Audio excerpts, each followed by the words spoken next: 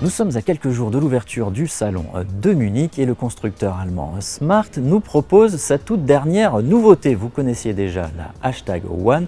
Et bien voici maintenant que débarque un tout nouveau SUV coupé, comme vous pouvez le constater, son nom, Hashtag 3.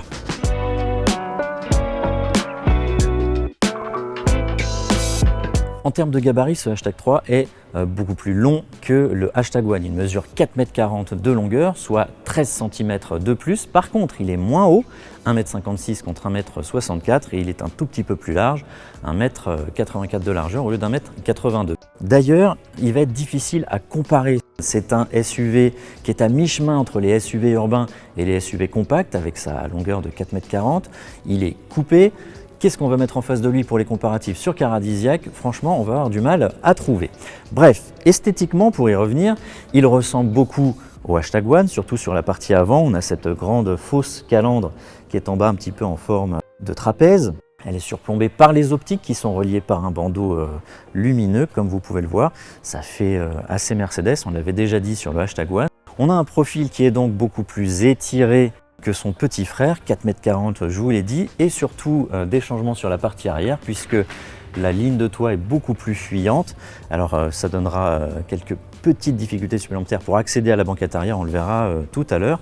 On a des logos Smart un petit peu partout, vous le voyez ici sur les ailes, sur les enjoliveurs de jantes, qui sont énormes, hein. Ce sont des 19 pouces en série sur ce modèle.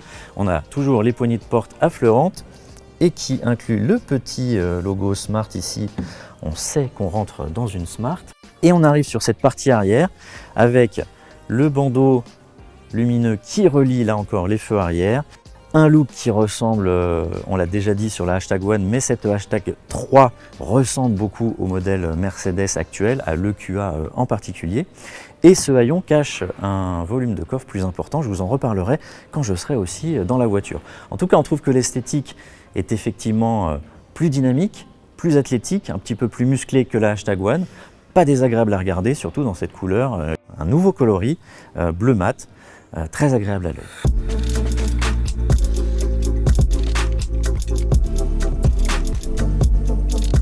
À l'intérieur de ce Hashtag 3, on retrouve la planche de bord du Hashtag One à quelques détails près, le plus important d'entre eux étant les bouches d'aération qui sont ici sur la console centrale et qui sont rondes comme chez Mercedes, alors que sur la Hashtag One, elles sont de forme ovale. Pour le reste, on a une planche de bord qui est extrêmement bien fabriquée. Ça, c'est ce qui frappe tout de suite. On est vraiment chez Smart maintenant dans des modèles qui sont très proches des modèles premium. On a des beaux matériaux qui sont moussés un petit peu partout, un dessin qui est assez sympathique. On a de l'éclairage d'ambiance qui peut changer sur 64 couleurs. Ça, évidemment, c'est très à la mode.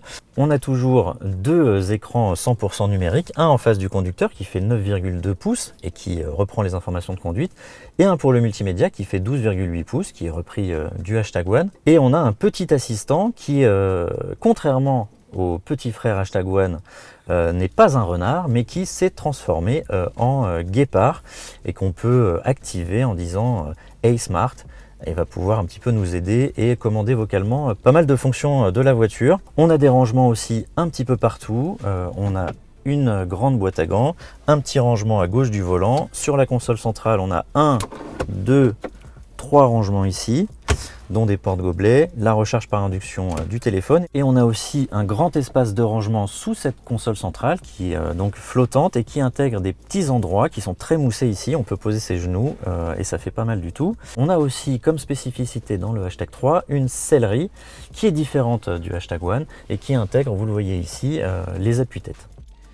Alors évidemment, avec sa ligne de SUV coupé, c'est un petit peu plus compliqué de s'installer à bord de la banquette arrière.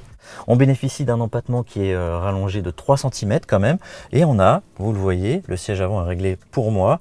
On a quand même pas mal d'espace à l'arrière, on est plutôt confortablement installé. Il n'y a pas de tunnel de transmission ici à la place centrale, donc le passager du milieu sera plutôt bien traité. On a des aérateurs, de quoi recharger ses appareils électroniques, et un accoudoir qui intègre des porte-gobelets. Voilà, ce Hashtag 3 est plutôt accueillant pour la catégorie par rapport à son gabarit.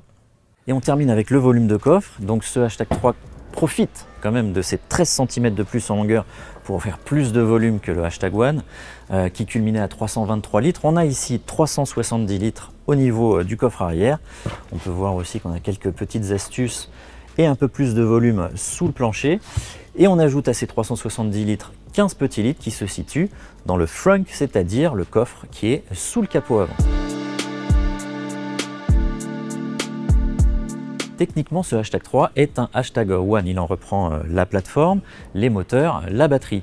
Les caractéristiques sont les suivantes. En entrée de gamme, on a un moteur unique sur l'essieu arrière. Il développe 272 chevaux. Et en version Brabus, on a un deuxième moteur qui vient se situer sur l'essieu avant et qui porte la puissance jusqu'à 428 chevaux. Les performances sont assez explosives. En entrée de gamme, on a un 0 à 100 abattu en 5 secondes 8. Et la version Brabus réalise ce même exercice en 3,7 secondes. Ce sont des chiffres carrément de super sportive. Ces moteurs, qu'il y en ait un ou deux, sont reliés à une batterie de 66 kWh de capacité qui promet des autonomies en augmentation par rapport au One. Et oui, ça c'est dû à l'aérodynamique qui est plus soignée. On gagne 15 km d'autonomie, soit entre 415 km pour la version Brabus et jusqu'à 455 km pour la version Premium. La version d'entrée de gamme, elle, va être un petit peu plus limitée en termes d'autonomie puisqu'elle ne dispose pas en série d'une pompe à chaleur qui permet d'économiser la batterie l'hiver ou l'été quand on utilise le chauffage ou la clim. Donc entre 415 et 455 km d'autonomie. Au niveau de la recharge, on a un chargeur intégré qui permet sur les bornes publiques par exemple de monter jusqu'à 22 kW de puissance et en courant continu sur les bornes rapides, ce #3 peut monter jusqu'à 150 kWh, ce qui permet de récupérer 20 à 80% de la batterie en moins d'une demi-heure. Ce #3 est plus dynamique de style. Toujours aussi bien fabriqué avec un aspect premium à l'intérieur. On a un petit peu plus d'espace à l'arrière et dans le coffre. Ça semble donc une proposition assez sympathique dans cette nouvelle gamme Smart.